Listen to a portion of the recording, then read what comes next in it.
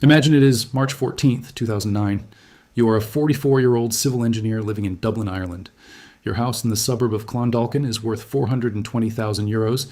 You bought it 6 years ago for 280,000, and you have watched it climb steadily ever since. Your pension fund sits at just over 300,000 euros. Your salary is solid. Your job feels permanent. You have 2 children in secondary school and a holiday planned for the summer.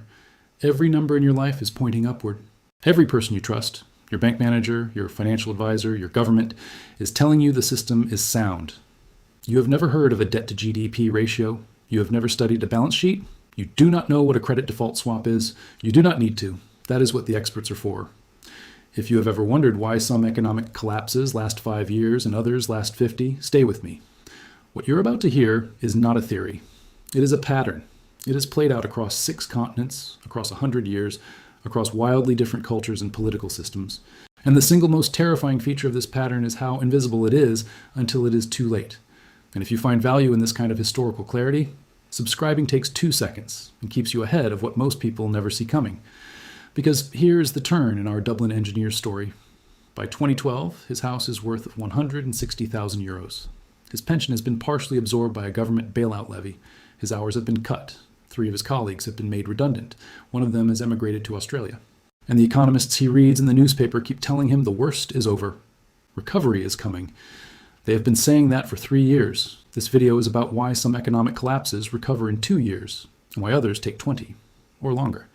And why the collapse we are watching form right now, built on a specific combination of debt, demographics, and structural damage, contains features that economic historians identify as markers of the slowest recoveries in modern recorded history. Not because this time is different, because this time is strikingly, uncomfortably familiar. Before we go further, there is something important to understand. Not all recessions are the same animal. Most people, when they hear the word recession, think of a dip, a bad year or two. Unemployment goes up, growth goes negative, then things return to normal. Economists call this a V-shaped recovery. Down, then up. Sharp, painful, brief. The 1990 recession in the United States followed roughly this shape. So did the brief panic of 2001 following the dot-com collapse. But there is another type of collapse entirely. One that does not dip and recover, one that grinds. Slowly, quietly, consuming wealth across a decade or more. Economists call these balance sheet recessions. The name sounds technical, but the idea is simple. Imagine every household and business in a country has borrowed far more than the value of what they own. Their assets, homes, stocks, business equipment, have suddenly crashed in value, but their debts have not moved. The debt is still there, fixed, unforgiving. What do ordinary people and businesses do in this situation? They stop spending. They stop investing. Every extra dollar or euro or yen they earn goes not into consumption, not into growth, but into paying down debt, silently, invisibly, year after year. The economists call this deleveraging. Think of it as a countrywide diet where everyone is simultaneously tightening their belt. The problem is that one person's spending is another person's income. When everyone stops spending at the same time, the whole economy starves. This is the mechanism. This is the engine of the slow collapse. And the historical record shows it with terrifying consistency across vastly different countries and vastly different eras. This brings us directly to the first, and perhaps most instructive case study in all of modern economic history. Japan, 1991. In the late 1980s, Japan was the envy of the world. Its economy had been growing at extraordinary rates for 4 decades. Japanese companies owned trophy assets across America and Europe. The land under the Imperial Palace in Tokyo was, at the peak of the bubble, theoretically worth more than the entire state of California. Japanese banks were lending against property values that were doubling every few years. Ordinary Japanese citizens were opening brokerage accounts the way Americans would open streaming subscriptions 30 years later. Everyone was in the market. Everyone was getting rich. A cab driver in Osaka could tell you which stocks to buy. That was the signal nobody wanted to hear. The Nikkei stock index peaked at 38,957 on December 29, 1989. Then it began to fall, slowly at first, then with gathering speed. By August 1992, it had lost 60% of its value. Property prices followed. Japanese banks had used inflated property as collateral, meaning the property was the guarantee backing the loans. When property collapsed, the loans turned sour. The banks were technically insolvent, meaning they owed more than they were worth. But rather than admit this and take the losses, Japanese regulators allowed the banks to carry these dead loans as if they were still good.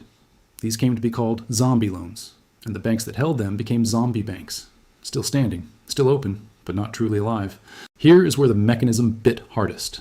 Because the banks were carrying all this hidden bad debt, they could not lend freely. Credit tightened.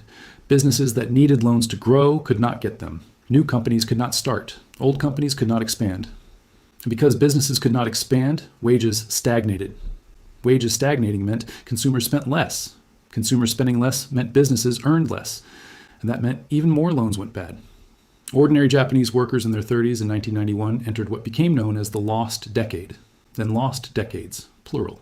A generation of young Japanese people, called the Ice Age generation, graduated into a job market that simply did not have room for them. Large companies that had once offered lifetime employment stopped hiring. Youth unemployment climbed to levels Japan had never seen. Wages in 2010 were lower in real terms, meaning adjusted for prices, than wages had been in 1991. Not a temporary dip, a permanent plateau. 20 years of running to stand still. Japan's GDP, its total economic output, in 2003 was essentially the same as it had been in 1993. A decade of zero growth. Despite massive government spending, despite interest rates held near zero, despite every conventional tool of economic medicine being applied, the patient would not heal, because the underlying wound, a balance sheet wound, a debt wound, was not the kind that responds to normal treatment.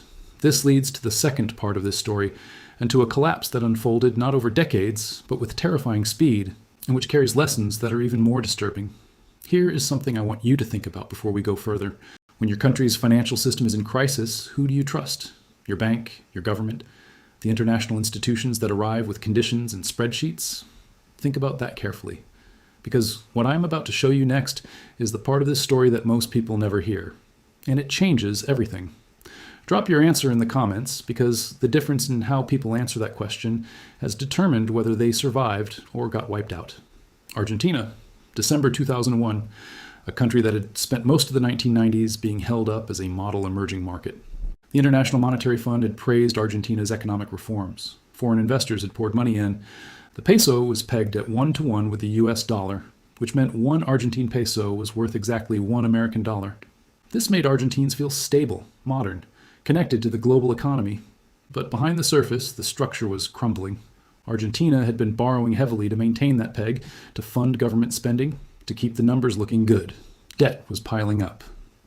When the global economy slowed in the late 1990s and exports fell, Argentina needed to borrow even more just to stay current on the debt it already had. Interest rates on its bonds rose as investors grew nervous. Higher interest rates made the debt more expensive, which required more borrowing, which made investors more nervous, which raised rates further. Economists call this a debt spiral. Think of it as a man drowning who is being handed heavier and heavier life preservers. Each supposed solution makes the drowning faster. In December 2001, the government froze bank accounts. Argentines woke up and discovered they could not withdraw more than 250 pesos per week from accounts they had saved their entire lives to fill. Middle-class families who had played by every rule found themselves locked out of their own money. The freeze was called the corralito, little fence, a polite name for what was effectively a financial cage. By January 2002, Argentina had defaulted on $132 billion of debt, the largest sovereign default in history at that time. The peso was devalued. Within a year, it had lost 70% of its value against the dollar. People who had dollar-denominated savings found those savings forcibly converted to pesos at a disadvantageous rate. Savings of $50,000 became the equivalent of $17,000 overnight. Not through theft in any obvious sense, through a legal mechanism, a government decree signed in the middle of the night. GDP fell 10.9% in 2002. Unemployment reached 21.5%. Poverty rates doubled. The middle class was functionally destroyed in the space of 18 months. And here's the feature most relevant to our theme. Argentina's recovery, when it came, was driven largely by a commodity boom. It was an external rescue, not an internal healing. The underlying structural problems were never fully resolved. Argentina would default again in 2014, and again in 2020. The wound kept reopening because it was never properly closed. Now here is where it gets interesting, because our third case study adds a dimension that is perhaps the most underappreciated driver of slow recovery: Greece. 2010 to 2018. 8 years of what the European Commission's own economists later admitted was the most severe peacetime economic contraction. Greece had entered the Eurozone in 2001. Membership in the Euro brought low interest rates because lenders treated Greek debt safely. Greece borrowed heavily. Its government ran deficits year after year and obscured the true size of those deficits. When the 2008 global financial crisis hit and the true size of Greek debt was revealed, the bond markets panicked. Interest rates on Greek borrowing spiked to levels that made repayment impossible. Greece needed a rescue. What it received was a rescue tied to conditions: austerity, meaning deep cuts to government spending, wages, and services. The logic was that Greece needed to reduce its debt burden by spending less and earning more. The effect was that Greece reduced its debt burden by destroying the economic activity that generated tax revenue. GDP fell 26% between 2008 and 2013. Youth unemployment reached 60%. The feature that explains the grinding slowness of the Greek recovery was structural. Greece's economy lacked the industrial base, the export capacity, and the institutional flexibility to bounce back. Greece's GDP in 2017 was still below its 2000 level. 17 years of zero net growth. Many of the most educated emigrated. Greece lost an estimated 400,000 working-age, educated citizens between 2010 and 2015. This is called brain drain, and it is one of the most insidious features of a slow collapse. Most people will look at economic history and see dates and numbers. You're now seeing the mechanism. You're seeing why some wounds heal in a year and some never fully close. Hit subscribe. Now observe what all three of these cases have in common. Japan, 1991. Argentina, 2001. Greece, 2010. In every case, debt reached a level where it consumed growth rather than creating it. In every case, the institutions delayed, obscured, or pretended the problem was smaller than it was. The ordinary saver paid the highest price, the person with a savings account, the person with a pension. And the feature that determined the recovery speed was the depth of the structural damage, not the size of the initial crash. When the crash came, the structure that should have enabled recovery simply was not there. You cannot bounce back if there is nothing to bounce from. Collapse is not a wave. It is a tide going out. And when the tide goes out slowly, it reveals just how shallow the water always was. At this point, the pattern becomes impossible to ignore, and it points directly to the feature of our current moment that economic historians find most concerning. The current global economic environment carries, with striking clarity, several of the specific markers that the historical record associates not with sharp V-shaped recoveries, but with the slow grinding L-shaped recoveries. Let us examine them with the same forensic care we have applied to Japan, Argentina, and Greece. First, debt levels. Global debt, public and private combined, reached $307 trillion in 2023, according to the Institute of International Finance. That is 335% of global GDP. To understand what that means, imagine a household that earns $60,000 a year, but owes $200,000 across mortgages, credit cards, car loans, and student loans. Every dollar earned is already partially spoken for. There is no slack. There is no margin for error. And when interest rates rise, as they have sharply from near zero in 2021 to levels not seen since 2007, the cost of carrying that debt rises too. Governments that borrowed freely at 2% now refinance at 5, 6, 7%. That is not a minor adjustment. That is a structural shift in how much of every tax dollar goes to debt service, rather than roads, schools, hospitals, or investment. Second, demographics. Japan's slow recovery was not only about balance sheets, it was about population. Japan aged, its workforce shrank. Fewer workers meant less production, less tax revenue, less consumption. This demographic drag is now a feature not of one country, but of most developed economies simultaneously. Germany, Italy, South Korea, China, and the United States are all facing versions of the same problem: aging populations, falling birth rates, and pension systems that were designed for a world where 4 workers supported 1 retiree and now face a world converging toward 2 workers per retiree. Demographics move slowly. That is what makes them dangerous. They do not trigger a crisis on a Tuesday. They erode capacity quietly across a generation. Third, and perhaps most underappreciated, institutional trust. The historical record shows consistently that recoveries are faster in countries where ordinary people trust the institutions managing the recovery.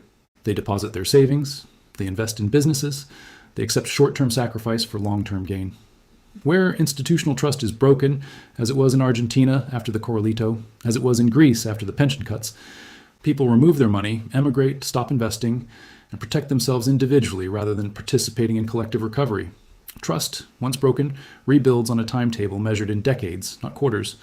This brings us to the section of this story that is most difficult to discuss without emotion, because it requires us to look at what these collapses actually cost ordinary human lives. In Japan's lost decades, the suicide rate among middle-aged men rose sharply.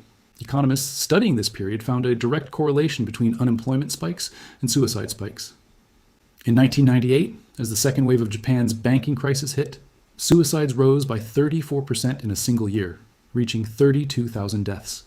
These were not statistics in a spreadsheet. These were fathers, engineers, shop owners who had built their identities around work and savings, and had watched both dissolve in slow motion.